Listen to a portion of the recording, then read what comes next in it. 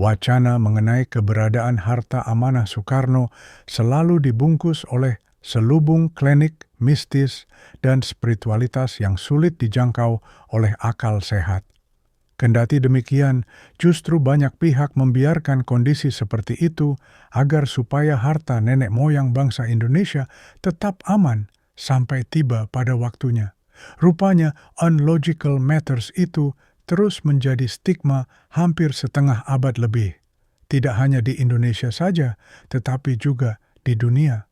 Padahal pengendali harta amanah Soekarno masih tetap eksis walau dunia gaduh bagaikan perang saling berebut harta warisan King Solomon Nabi Sulaiman alaihi salam. Bahkan kini di daratan Tiongkok bergema account family untuk mengistilahkan sebuah rekening bank yang memiliki nilai amat besar. Konon kabar, menurut cerita para aktivis harta kerajaan negeri itu, keluarga besar Dragon Family yang bermukim di Tiongkok bebas memindah-mindahkan uangnya dengan caranya tanpa peduli etika dan peraturan perbankan yang ada di dunia. Keluarga ini sudah terlanjur mendeklarasikan diri sebagai keluarga kaya dunia yang bebas berbuat apa saja dalam bidang perbankan. Konon ia bisa memindahkan satuan dalam jumlah besar uang dalam sebuah rekening pada suatu negara, lalu memindahkan dengan caranya ke rekening bank mana saja dan negara mana saja. Yang terpenting, pemilik rekening bank masih yang disebutnya sebagai account family. Peristiwa mengerikan dunia perbankan itu telah menyebabkan sebuah pertanyaan muncul. Apakah harta amanah Soekarno sudah cair? Apakah harta amanah Soekarno sudah dimanipulasi oleh Tiongkok? Dan sejumlah pertanyaan besar dan menakutkan lainnya. Tentu saja jawabnya tidak.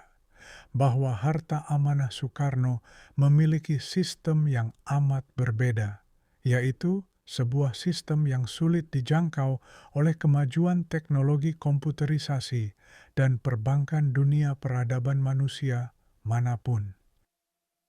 Namun begitu tetap saja kegelisahan pada pihak tertentu menghantui.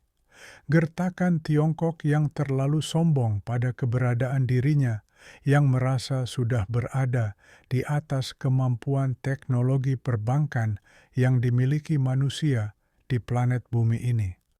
Kebangkitan perekonomian Tiongkok yang mengejutkan dunia sekarang sering dikaitkan dengan berita bahwa Tiongkok telah memiliki dana unlimited, jumlah yang tidak terbatas. Berapapun yang dibutuhkan untuk investasi di bidang apapun dan di negara manapun di dunia selalu tersedia. Negara-negara besar pun kaget dan kagum oleh pemerhati harta amanah Soekarno mencurigai Tiongkok telah berhasil mencairkan harta nenek moyangnya. Entahlah, tetapi sistem yang dibangun M1, Monetary 1, sebuah nama yang dipakai kaum Yahudi dunia terhadap penamaan Soekarno amat sistematik dan integralistik antara satu negara dengan negara lainnya, antara suatu bangsa dengan bangsa lainnya. Artinya, ketika sebuah rekening harta amanah Soekarno pada sebuah bank cair, maka secara otomatis pula semua rekening yang diciptakan dan di bawah kontrol mekanisme dirinya juga akan cair. Jadi, istilah percairan dana harta amanah Soekarno secara bagian per bagian atau satu bangsa per satu bangsa atau satu negara per satu negara tidaklah mungkin, tetapi akan cair secara sistemik. Apalagi harta amanah Soekarno bertujuan mengembangkan sebuah misi kemanusiaan, humanitarian project, yang menjadi dasar utama pencairan. Harta amanah Soekarno menginginkan semua bangsa dan semua negara ikut merasakannya, bukan hanya satu bangsa atau satu negara saja. Itu sesuai prinsip yang diemban M1 kala itu, Plan of Expert tahun 1928. Beranjak dari logika itu, maka sulit dipercaya klaim sebuah negara atau bangsa atas sebuah account yang bersumber pada harta amanah Soekarno. Salah satu yang paling menderita dalam skema ini adalah Presiden Amerika Serikat Donald Trump. Ia memang mengelola aset Deutsche Bank, bank besar yang dulu bermarkas di Indonesia pada zaman VOC. Little Amsterdam yang sekarang bernama New York adalah lahan yang kemudian oleh Trump dibangun untuk propertinya di Amerika Serikat. Akan tetapi kekayaan Trump berpusat pada mother account yang ada di Bank Sentral Amerika Serikat, Federal Reserve, Fed. Sampai kini, harta Trump belum dapat digunakan walau sudah kembali menjadi presiden negeri adidaya itu. Itulah sebabnya, ketika Trump berkunjung ke Inggris, dia meminta tolong Ratu Elizabeth II untuk membantunya membuka mother account itu. Tetapi Ratu Inggris yang menjadi chairman the Komite 300 tak juga dapat membantu Trump, karena memang bersifat integralistik dan sistemik tadi. Berbagai pihak berupaya mencari solusi dan menemukan bagaimana caranya agar harta amanah Soekarno dapat dimanfaatkan secara baik dan bijaksana.